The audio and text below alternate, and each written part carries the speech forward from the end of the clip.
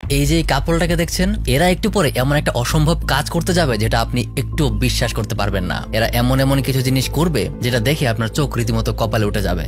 এই মেয়েটা যার নাম জেস, সে তার বয়ফ্রেন্ড নিককে বলছে এই যে মেয়েটা আসছে, মেয়েটার পেছনে 8টা ছেলে দেখবা পেছনে ফিরে তাকাবে। কিন্তু তার বয়ফ্রেন্ড নিক তাকে বলে না না না না, 8টা ছেলে বেশি হয়ে যায়, মাত্র 5টা ছেলে তাকাবে, এর বেশি হবেই না। তাদের ঠিক পাশে কিছুটা দূরেই আর একটা ধনী লোক বসেছিল। সে তখন বলে তোমাদের সবার ধারণা ভুল, আমার মনে হয় 3টা ছেলে ঘুরে তাকাবে। তারপর দেখা যায় মেয়েটার দিকে মোট 7 জন ঘুরে তাকায়। এখন যেহেতু 7 8-এর সবচেয়ে কাছাকাছি, তাই সেই বাজিটাতে জেস জিতে যায় এবং তারা বাজি ধরেছিল মোট $100। এখন এই লোকটার পরিচয় করিয়ে দিই। এই লোকটার নাম হচ্ছে লিওন। সে একজন প্রফেশনাল জুয়ারি। তার কাজই হচ্ছে বিভিন্ন খেলায় গিয়ে বাজি ধরা।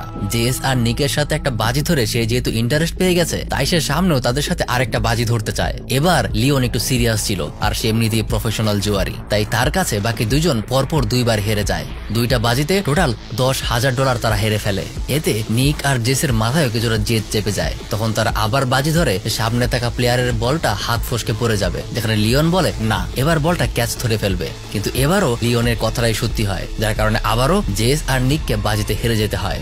এখন জেস আর নিক খুব বড়লোক মানুষ না, তাদের কাছে সব মিলিয়ে মোট কয়েক মিলিয়ন ডলারের মতোই আছে, আর যেটা তাদের সারা জীবনের সম্বল। এখন এগুলো টাকা যদি বাজি ধরে ফেলে, তাহলে তাদের কাছে আসলে চলার মতো একদমই টাকা থাকবে না। টানা পর 5 বার লিওনের কাছে বাজিতে হেরে তাদের অর্ধেক টাকা তারা খুইয়ে বসেছে। তাই মনের ভিতর অনেক জেদ থাকা সত্ত্বেও নিক আর জেস কিছু করতে পারে না। তখন লিওন তাদেরকে খোঁচা দিতে শুরু করে। সে তাকে বলে বড় প্লেয়ারদের সাথে একটু বুঝে শুনে খেলতে হয়, এতগুলো বাজি ধরা তোমার ঠিক হয়নি। এটা শুনে নিকের আবার রাগ উঠে যায়। সে ফেরত এসে এর ডাবল টাকা বাজি ধরতে চায়। এইবার সে $3 মিলিয়ন বাজিতে লাগায়। তবে মজার ব্যাপার হলো $3 মিলিয়ন তার কাছে নেই। সে যদি হেরে যায় তাহলে সে কোনোভাবেই $3 মিলিয়ন দিতেও পারবে না। কিন্তু তবুও সে রিস্ক নিয়ে বাজিটা লাগিয়ে ফেলে। সে বাজিতে বলে তুমি বাইনোকুলার নিয়ে এই পুরো মাঠের মধ্যে প্লেয়ারদের থেকে যে কোনো একটা প্লেয়ারকে চুজ করো, আমি বলে দিতে পারবো তুমি কাকে চুজ করেছো।